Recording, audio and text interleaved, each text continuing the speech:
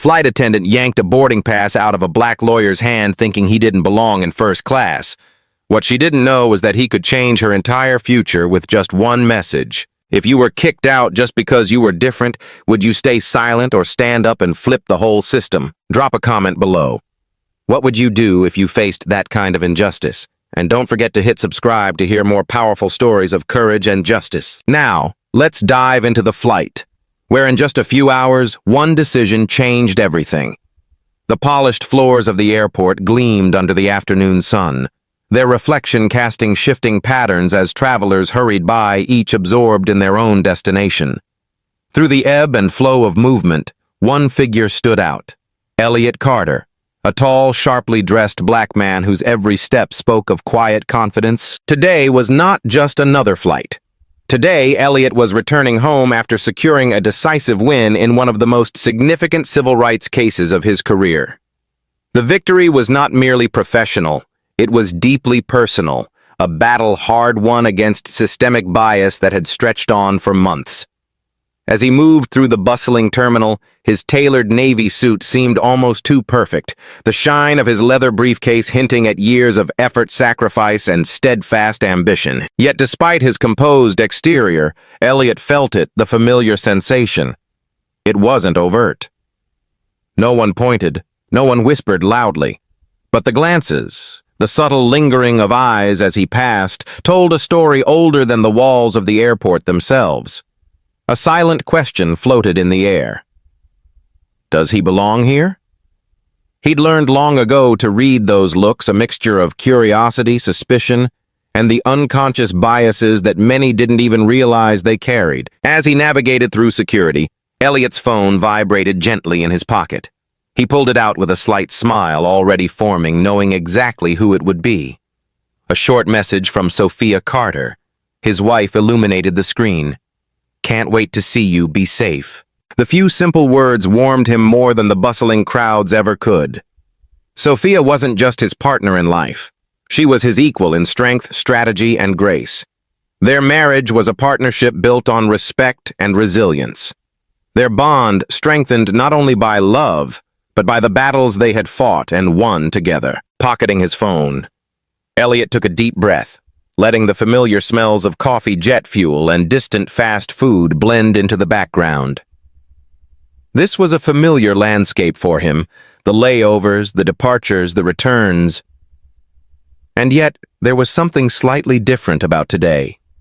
A feeling, a current under the surface like the faintest tremor before a storm. Not fear, not anger, just awareness. His footsteps remained steady as he approached his gate, the low hum of announcements punctuating the air.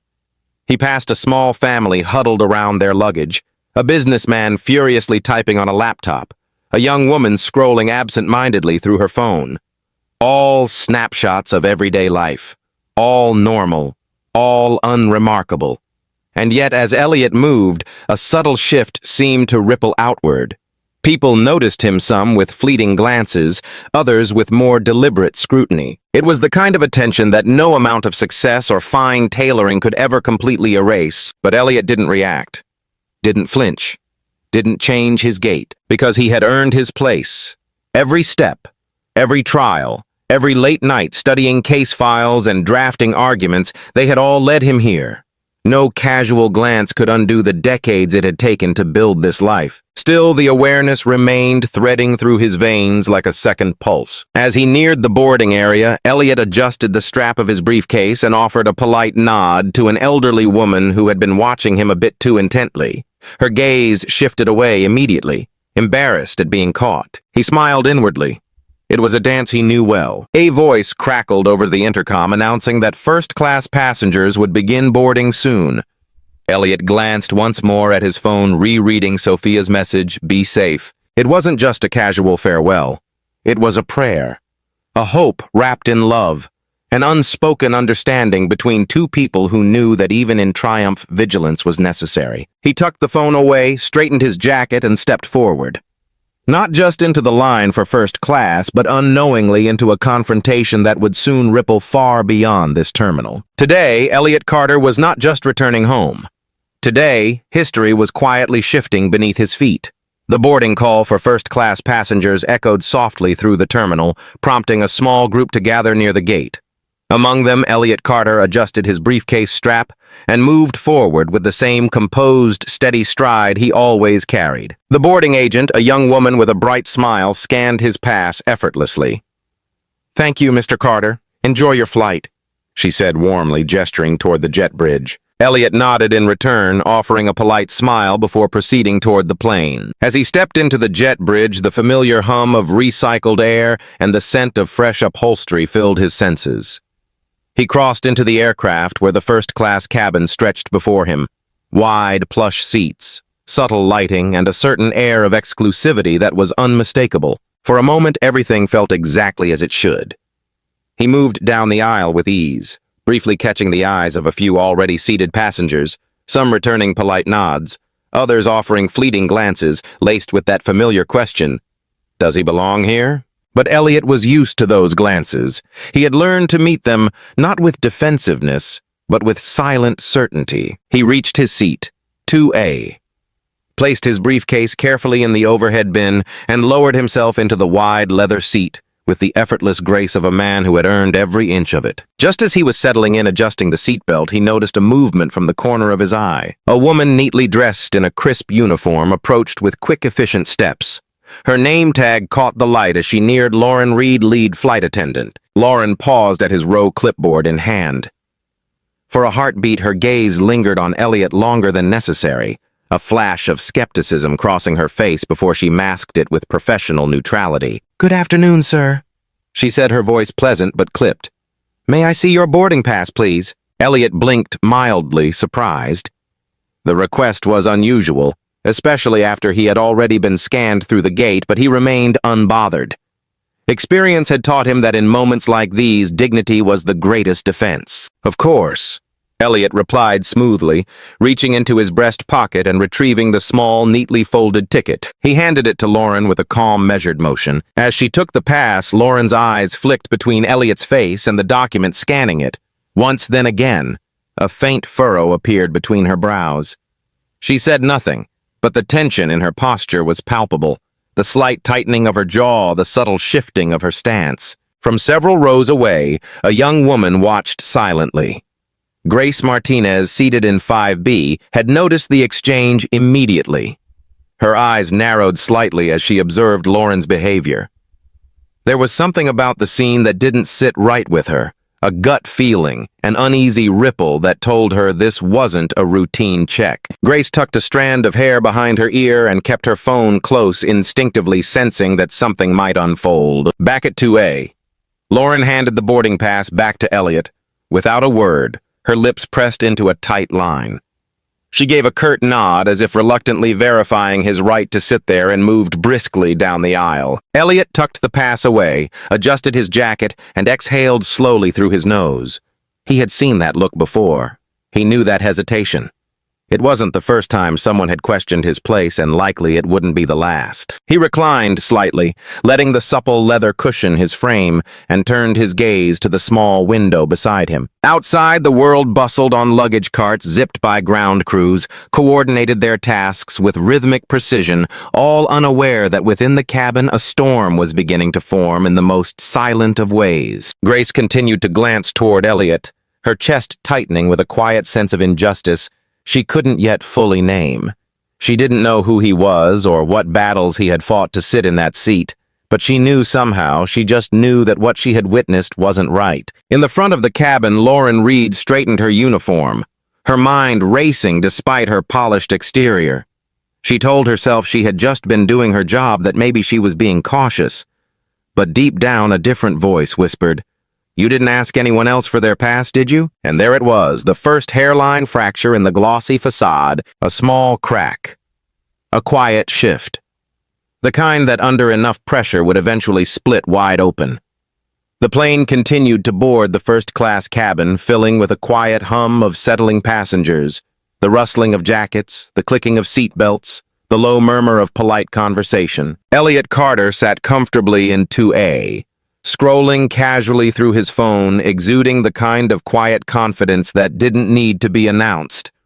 He glanced once more at the message from Sophia. Be safe." A small, almost imperceptible smile tugged at the corner of his mouth, but peace, he would soon learn, was a luxury not afforded to him today. Out of the corner of his eye, he noticed Lauren Reed, the lead flight attendant, returning. This time her steps were sharper, more determined. She approached his seat like a storm brewing just beyond the horizon. "Sir," she said sharply, her tone stripped of the politeness she had used earlier. "You're in the wrong seat." Elliot looked up momentarily confused. He tilted his head slightly, meeting her gaze with calm, measured patience. "I believe this is 2A, he said simply, his voice smooth and steady. "My boarding pass confirms it." Lauren's expression hardened. "I need to see it again," she demanded, her voice a notch louder enough for the surrounding passengers to notice. A few heads subtly turned. A ripple of unease began to stir in the cabin. Without hesitation, Elliot reached into his jacket pocket, retrieving the same boarding pass he had already shown first at the gate and then to Lauren earlier. He extended it toward her with a steady hand, but instead of accepting it gracefully, Lauren snatched it from his fingers so forcefully that her hand struck the back of his as she pulled the ticket away. The sound was small, barely more than a sharp snap in the quiet cabin, but it reverberated like a crack of thunder. The entire cabin seemed to freeze. Passengers stopped, mid-sentence. Magazines were lowered. Even the flight attendants at the far end of the aisle paused in their preparations. A breathless silence fell over the space. From her seat a few rows back, Grace Martinez, wide-eyed, instinctively pulled out her phone. Her fingers moved with urgency but precision, tapping quickly to begin recording. She knew somehow, she just knew that this was not something that should pass unseen. Lauren, seemingly oblivious to the heavy stillness around her, inspected the boarding pass as if hunting for evidence to justify her assumptions. Her brow furrowed deeper. 2A First Class Elliot Carter. Everything was correct. And yet the damage had already been done, not just to Elliot's hand, but to something far less tangible and far more enduring his dignity. Elliot didn't snatch the pass back. He didn't raise his voice, he didn't argue. Instead, he rose slowly from his seat, his movements deliberate and composed. He adjusted his jacket with a quiet dignity, reclaiming the small slip of paper from Lauren's hand with a gentle but firm touch. Without a word, he lifted his briefcase down from the overhead compartment, his every motion precise and unhurried. He was not leaving because he was wrong. He was leaving because he refused to give her the spectacle she seemed to crave. The aisle stretched before him like a gauntlet, silent witnesses lining both sides. Grace, her phone still recording discreetly from waist height, felt her heart thudding in her chest, not just from anger at what she had seen, but from a profound admiration for the way Elliot carried himself through it. He walked past the other passengers, their eyes a mix of shame, discomfort, and silent apology. Not one word was spoken aloud, but the tension was almost suffocating. Lauren turned abruptly on her heel and disappeared into the galley, leaving the boarding pass forgotten in her hand. Elliot reached the economy section, found an empty aisle seat, and settled into it as if nothing had happened, as if he hadn't just been publicly humiliated for the crime of existing in a space where some thought he didn't belong. He didn't glance back, he didn't need to. He knew the world he lived in. He had fought too many battles to pretend otherwise. Still, as he leaned back against the thinner cushion of the economy seat, he allowed himself a small, private moment of reflection. He hadn't lost anything today, not really. Because dignity, real dignity, wasn't something that could be snatched away like a boarding pass. It was something you carried within you, unshakable, unbreakable. And sometimes the quietest stands were the ones that spoke the loudest. The economy cabin was a world away from the polished quiet of first class. Narrower seats, tighter aisles, a soft buzz of conversation that never quite settled into silence. But for Elliot Carter, none of it mattered. He eased into an empty aisle seat without a word, laying his briefcase carefully beneath his feet. The synthetic cushion protested slightly under his weight, a far cry from the plush luxury he had paid for. Yet his posture remained composed. His chin lifted, his expression calm. Around him, passengers who had witnessed the scene earlier cast him subtle, uneasy glances. Some turned quickly away, pretending to be absorbed in their books or phones. Others held his gaze for half a second longer than was comfortable, their eyes a mix of pity, awkwardness, and for a few, a flicker of shame. The injustice was heavy in the air, tangible like a storm cloud that hadn't yet broken. Elliot didn't react to any of it. Instead, he reached into his jacket pocket, pulled out his phone, and with slow, deliberate movements typed a single text message. "It's happening." He pressed send. On the other side of the city, in the polished, glass-walled office of Carter Enterprises, Sophia. Carter stood by a wide window watching planes weave lazy patterns across the sky.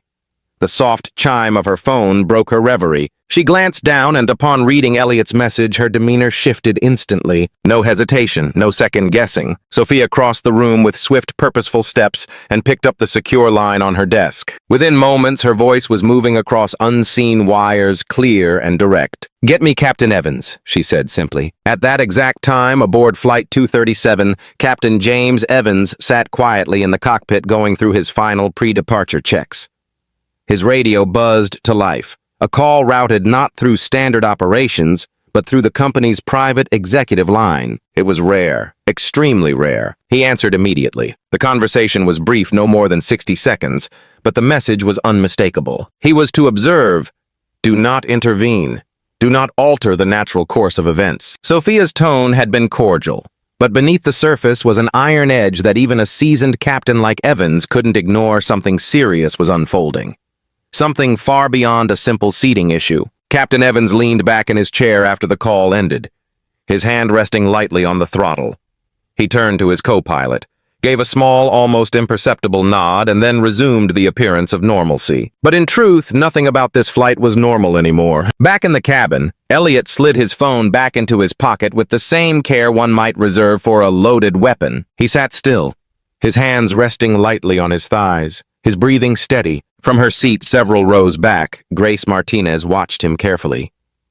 She had filmed the earlier exchange with Lauren, and though she hadn't fully understood the significance at the time, instinct told her this wasn't over. Something about the way Elliot moved, calm, unhurried, unbroken, was unsettling in its power. He wasn't plotting revenge. He wasn't looking for a confrontation. He was waiting, and whatever he was waiting for was coming fast. Lauren Reed, unaware of the forces she had just set into motion, busied herself with last-minute cabin preparations, but even she could feel a subtle shift in the air, a prickling along her spine that she couldn't explain. Passengers seemed more alert, more watchful. Conversations were muted. The entire first-class cabin, once a place of quiet privilege, now buzzed with a low, nervous energy just beneath the surface. It was as if everyone was holding their breath, waiting for something they couldn't name. Lauren shook off the feeling and straightened her jacket. She was still in control. She was still the lead flight attendant. Nothing had changed, she told herself, but deep down a sliver of doubt wormed its way into her mind. Maybe something had. Grace Martinez sat rigid in her seat, the glow of her phone screen casting a faint light against her fingertips. Her heart hammered against her ribs, fueled by a mix of outrage and disbelief. She replayed the clip she'd recorded, the sharp snatch of the boarding pass, the collective gasp of the cabin, and each time her stomach twisted tighter. This wasn't something she could just watch and forget. With a glance around to ensure she wasn't drawing too much attention, Grace leaned toward the woman seated beside her, a middle-aged traveler engrossed in a travel magazine. "Excuse me," Grace whispered, keeping her voice low but urgent. "You might want to see this." The woman looked up puzzled, but when Grace tilted her phone toward her, the expression on the woman's face shifted almost immediately from curiosity to concern to barely concealed outrage. Grace didn't need to say anything more. The woman nodded grimly and passed the phone to the man across the aisle, and just like that, a silent current began flowing through the cabin. Phones tilted discreetly, brows furrowed, mouths tightened into thin, angry lines. The normal hush of first-class conversation transformed into an undercurrent of low murmurs and restless shifting. Passengers weren't shouting. They didn't need to. The tension in the air spoke louder than words ever could. Up near the galley, Lauren Reed busied herself with final checks, adjusting a tray here, straightening a seatbelt there, clinging desperately to the routine tasks that had always given her a sense of control, but control was slipping through her fingers like grains of sand. She felt it before she fully understood it. The weight of stares, the shift in energy, the quiet judgment emanating from all sides. It was in the way conversations abruptly halted when she passed by. The way people turned their bodies slightly away from her as if to create distance without confrontation. Lauren squared her shoulders and pressed a practiced smile onto her face. She would not be intimidated. She was a professional. She had done nothing wrong. At least that's what she told herself. But even as she moved mechanically through her tasks, her fingers trembled slightly when she reached for a seatbelt. Her mind raced, replaying her interaction with Elliot Carter, searching desperately for justification for a version of events that didn't make her the villain. Just as she was trying to steady herself, a new presence made itself known. Captain Evans stepped out of the cockpit. It was unusual for him to leave during pre-departure procedures, highly unusual, and his emergence did not go unnoticed. Dressed sharply in his dark uniform, Captain Evans moved down the aisle with a deliberate, unhurried pace. He wasn't looking for anything specific, or at least that's what it appeared. But to the trained eye, it was clear he was observing. His gaze swept over the first-class cabin. The hunched shoulders, the averted eyes, the barely contained tension. He passed Lauren without acknowledgement, but the subtle narrowing of his eyes said everything. He had seen enough. Lauren stiffened as he moved by every fiber of her being, screaming to remain composed, to act as if nothing was amiss. But the truth was undeniable. Something was brewing. Something far bigger than an unruly passenger or a simple misunderstanding. Grace watched Captain Evans with narrowed eyes. She didn't know the full extent of what was happening, but she could feel it the way one feels the electric charge before a thunderstorm breaks open the sky. The cabin seemed to hold its breath as the captain returned to the cockpit, leaving behind a growing sea of whispers and wary glances. Lauren tried to continue with her duties, but the tightness in her chest made it difficult to breathe normally. Every movement felt scrutinized. Every polite smile she forced felt brittle, ready to crack. In her mind, she rehearsed excuses, explanations, justifications. But deep down, a gnawing dread began to take root. The realization that control was no longer hers to command. Something had shifted in the cabin, and there was no going back. The engines of Flight 237 continued their low, steady hum as final preparations for takeoff wound down. Passengers shifted in their seats, fastening belts and stowing bags. The cabin alive with the low, restless energy of impending departure. But deep beneath that hum, a second current moved, thick with anticipation, heavy with the knowledge that something unseen was stirring just beneath the surface. It didn't take long for it to break. Without fanfare, without warning, the jet bridge door reopened with a sharp hiss. 3 figures boarded the aircraft, 2 security officers in crisp, dark uniforms, and between them a man in a tailored suit with a badge clipped discreetly to his breast pocket, an executive from Carter Enterprises. Their presence cut through the cabin like a blade. Conversations stopped mid-sentence. Passengers craned their necks, whispering, nudging, exchanging puzzled glances. At the front of the cabin, Lauren Reed froze tray of unopened water bottles, trembling slightly in her hands. She knew somehow instinctively that they were not here by chance. The executive stepped forward, his voice calm but commanding, projected just enough to be heard without shouting. "Good afternoon, ladies and gentlemen," he began, eyes scanning the stunned faces before him. "My name is Thomas Grayson. I represent Carter Enterprises, the majority stakeholder of this airline." A murmur rippled through the cabin. Lauren's mouth went dry. Thomas continued, each word measured, deliberate. "I'm here regarding an incident that occurred earlier during boarding. We have reason to believe that a first-class passenger was wrongfully removed from his assigned seat." He paused, allowing the gravity of his words to settle. At the rear of first class, Grace Martinez instinctively lifted her phone, recording everything, her heart pounding so loudly she could barely hear the words. Thomas turned slightly, his gaze falling upon Elliot Carter, still seated calmly in economy, composed as ever. "The passenger in question," Thomas said, voice steady, "is Mr. Elliot Carter. He is the husband of Sophia Carter, the owner and CEO of Carter Enterprises, and by extension the principal owner of this airline." The silence that followed was so absolute, so complete, that it seemed to consume every sound, every breath within the aircraft. Lauren's tray slipped slightly in her grasp. She caught it just in time, but her body betrayed her, a visible shudder, a sudden paling of her skin. It was as if the floor beneath her had given way, plunging her into free fall. Around her, passengers shifted, stared, whispered. Some raised their phones discreetly, capturing the unfolding scene.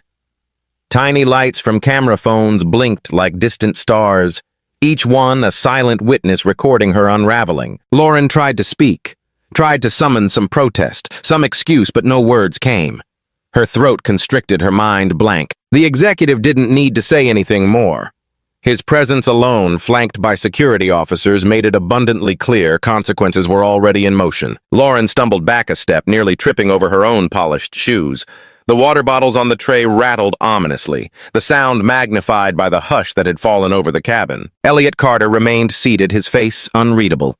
He made no move to stand, no gesture of triumph or satisfaction. He simply watched, steady, unmoved, as the tide of justice long overdue began to rise. Captain Evans stood discreetly near the cockpit door, arms folded, his expression stoic. He had seen incidents before, but nothing quite like this. Nothing so public. Nothing so final. Lauren's eyes darted around the cabin, seeking an ally, a lifeline, but finding none. Only faces turned cold, judgmental, unforgiving. In that instant, she understood with blinding clarity this was not a misunderstanding. This was not a minor error to be smoothed over with apologies. She had crossed a line that could not be uncrossed. Thomas Grayson stepped slightly aside, gesturing for the security officers to approach. "Ms. Reed," he said quietly, "you'll need to come with us." And with that, the last vestiges of Lauren Reed's authority evaporated into the stale cabin air. The seconds following the executive's announcement hung suspended, as if the very air within the cabin had thickened. No one moved. No one spoke. It was a silence so dense, so absolute, that even the mechanical hum of the plane seemed muted beneath its weight. Lauren Reed stood frozen at the front of the first-class cabin, her tray of water bottles now trembling openly in her hands. Her mind screamed for her to act, to salvage the situation somehow, but her body refused to move. She barely registered the approach of the two security officers, their steps steady and deliberate, cutting through the charged silence like blades. One of them stopped beside her, speaking in a voice pitched low enough to offer a shred of dignity. "Ms. Reed," he said quietly, "please gather your personal belongings." For a moment, Lauren couldn't process the words. She blinked, her hands gripping the tray tighter, as if clinging to a version of reality that was already slipping away. Slowly, mechanically, she set the tray down on a nearby counter. Her fingers fumbled at the latch of the small overhead compartment designated for crew belongings. Inside a slim binder, her flight paperwork sat waiting. She clutched it to her chest like a lifeline. Her hands shook. As Lauren turned back toward the aisle, she became acutely aware of the eyes, so many eyes burning into her from every direction. Passengers sat stiffly in their seats, their bodies turned slightly subtly to track her every move. Phones were lifted, some discreet, others bold, little red. Recording lights blinked in the low cabin light. No one shouted, no one jeered, but the silence, that awful, deafening silence, was more punishing than any outcry could have been. Each step Lauren took down the aisle felt heavier than the last. Her feet, once so assured in the familiar rhythm of the plane, now stumbled with uncertain weight. A soft sound broke the hush, a faint scattered applause from a few passengers seated toward the back of first class. It wasn't raucous, it wasn't loud, but it was devastating. A few polite, restrained claps, the kind reserved not for celebration but for acknowledgement. Acknowledgement that justice long overdue was finally being served. Lauren kept her gaze locked forward, refusing to meet the stares that bore into her, refusing to let the tears welling in her eyes fall until she was off this plane, off this stage. Near the front by the cockpit door, Captain Evans stood silently, hands folded neatly behind his back. As Lauren passed him, he dipped his head in a small, deliberate nod, the kind of gesture that carried the full weight of official judgment. There would be no words of comfort, no private conversations to smooth things over. The nod was final, formal, undeniable. Lauren's breath hitched in her throat, but she pressed onward, her legs moving on sheer muscle memory. In her peripheral vision, she caught glimpses of a woman filming carefully from her lap, a businessman leaning slightly for a better view, a teenage boy whispering urgently to his mother. Each silent witness etched another mark against her in an invisible ledger. When she reached the galley at the rear of the plane, an officer gently guided her toward the exit. She didn't resist. There was no point. The plane door yawned open once more, revealing the jet bridge beyond, sterile, empty coal. Lauren stepped through without a backward glance, her figure swallowed by the harsh, artificial light. And just like that, the cabin exhaled, a collective release of tension, like a balloon pricked too long under pressure. Captain Evans closed the galley door with a soft click, sealing the chapter. Passengers exchanged murmured words. Quiet glances, small shakes of the head. They didn't celebrate. They didn't cheer. They simply remembered the sight of a woman who had once wielded authority, now stripped of it entirely by her own choices. And in the front of economy, Elliot Carter remained seated, watching the space where Lauren had disappeared. He said nothing. He did not smile. His victory needed no words. It was written in the silence. It was carved into the weight of every glance, every phone lifted to capture history, every breath that tasted a little freer than before. Justice, after all, did not always arrive with a roar. Sometimes it came wrapped in the soft, crushing quiet of a cabin full of witnesses who chose to remember the echoes of the incident aboard Flight 237 didn't stay confined to the airplane. By the time the wheels lifted off the tarmac, it had already begun to ripple outward, first through whispers, then through hurried texts, and finally through official channels that could not be ignored. Sophia Carter sat at the head of the long, polished oak table in the main boardroom of Carter Enterprises.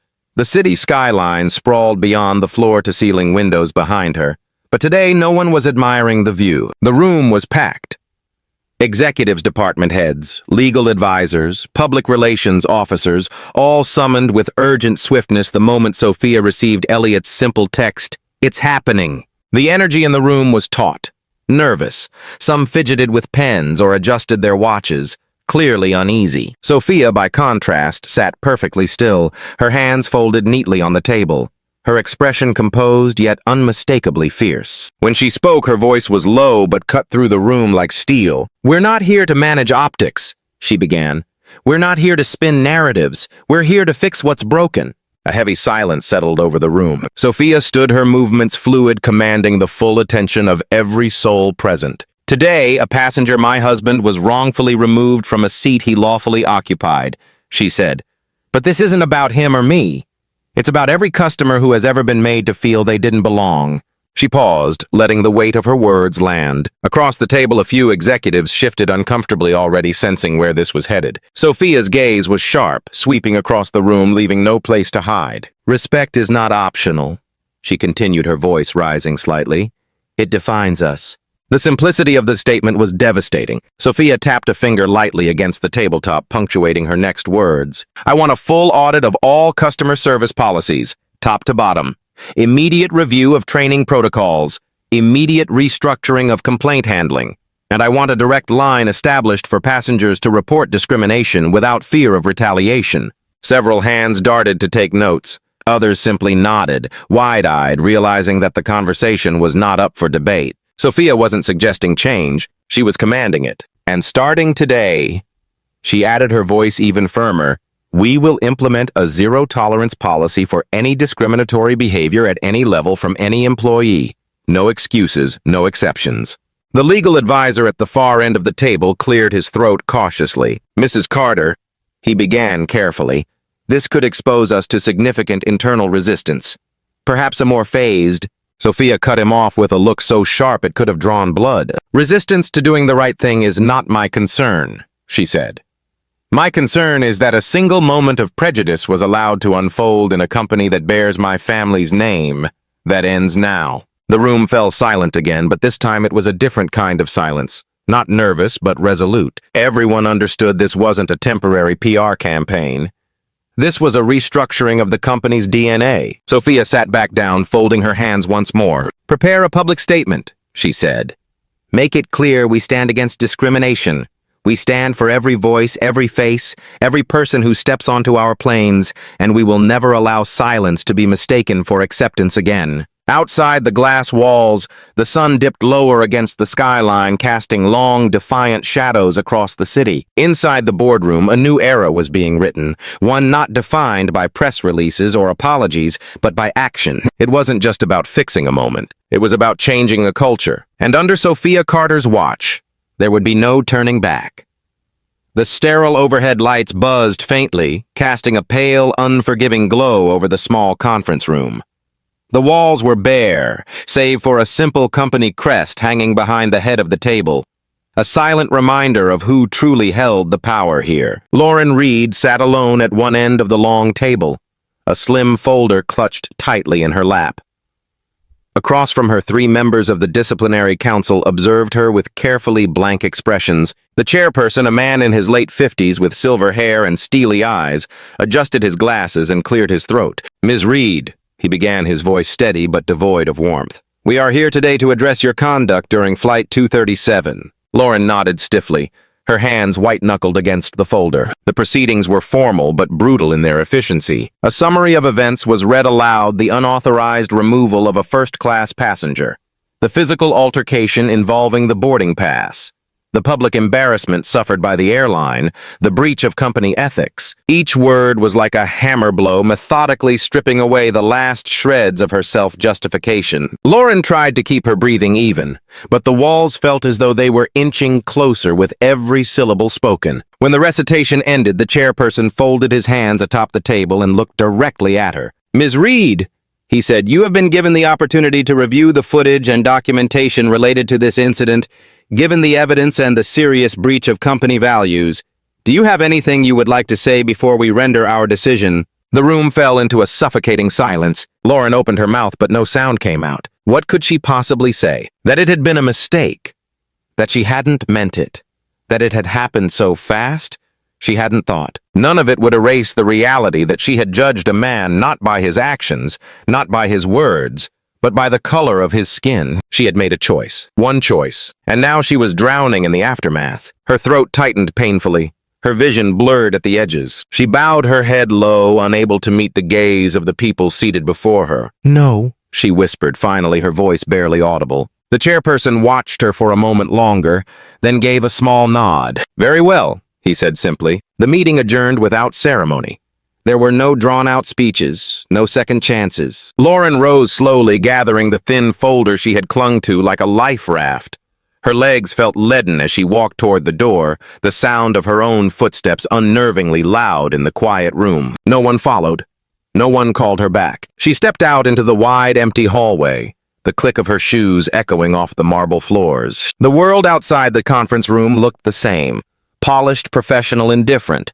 But for Lauren, everything had changed. The building that had once felt familiar now seemed cold and foreign, its walls taller, its corridors endless. As she pushed through the revolving doors and into the heavy afternoon air, the weight of what she had lost finally settled fully onto her shoulders. It wasn't just the job. It wasn't just the title. It was the trust, the respect. The belief, however flawed, that she had been better than her worst instincts. Now every step forward would be a step through a world that remembered. Remembered the video, remembered the silence of the cabin, remembered the slow, painful walk down the aisle with a binder clutched to her chest and humiliation burning into her skin. Lauren moved through the crowd outside the building, busy, indifferent strangers brushing past her without a glance, and felt more invisible, more exposed than she ever had in her life. Her mistake had been brief. Her regret would be endless. And as she disappeared into the mass of city life, she carried with her the crushing weight of a single irrevocable choice. The city unfolded around them in a blur of neon and soft golden light. The steady hum of tires on pavement, a soothing backdrop to the silence in the car. Elliot Carter sat in the passenger seat, gazing out the window as the skyline drifted by a sprawling tapestry of ambition, struggle, and dreams stitched into the night. The events of the day weighed on him not as a burden, but as a reminder. Beside him, Sophia Carter drove with the same effortless poise she carried into every boardroom, every negotiation, every fight she had ever chosen to lead. Her hands were steady on the wheel, her eyes focused ahead. For a long while, neither of them spoke. Words in moments like this often felt too small. Finally, as they turned onto a quieter street lined with old trees and glowing shop fronts, Sophia broke the silence. "It's not about revenge," she said quietly, her voice cutting through the stillness like a gentle blade. "It's about who we choose to become." Elliot turned his head, studying her profile. The strength etched into the curve of her jaw, the quiet fire that had always lived in her eyes. He knew she was right. He had always known. Today hadn't been about humiliation or retribution. It had been about something far more important.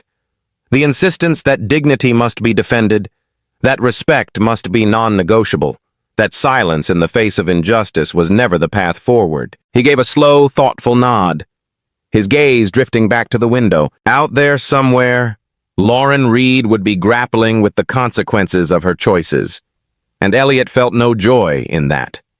No triumphs. Only a solemn certainty that the world shifted however slightly every time someone chose to stand firm without striking back. Every time someone refused to meet hatred with hatred. Every time someone like Sophia chose action over anger, principle over pride. The car stopped at a red light, and for a moment they sat bathed in the soft glow of a corner store sign advertising late-night coffee and sandwiches. Elliot leaned his head back against the seat and exhaled slowly, feeling the tension of the day seep from his bones. I kept thinking about it, he murmured almost to himself. How easy it would have been to shout, to make a scene, to demand the respect that should have been mine without question. Sophia glanced at him briefly, her smile small but knowing. But you didn't, she said. He smiled faintly, a gesture more felt than seen. No, he agreed, I didn't, because power. Real power wasn't in raising your voice, it wasn't in matching ignorance, blow for blow. It was in knowing you could burn the system down and choosing instead to change it from within. As the light turned green, Sophia eased the car forward. Above them, the city loomed vast and glittering, a testament to millions of stories interwoven across generations. Some filled with failure, some brimming with hope. Tonight, Elliot knew their story had added a new thread.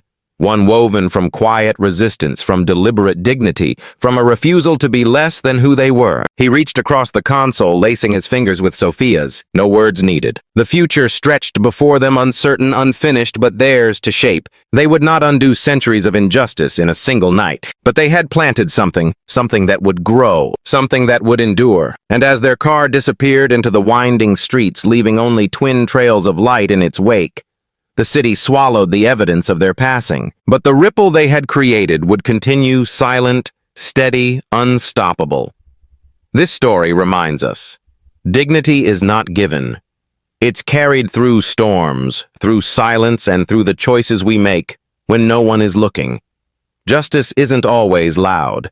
Sometimes it's the quiet strength that leaves the deepest mark. If this story touched you, if it made you think or feel or simply remember the power of standing firm for what's right, we'd love for you to let us know.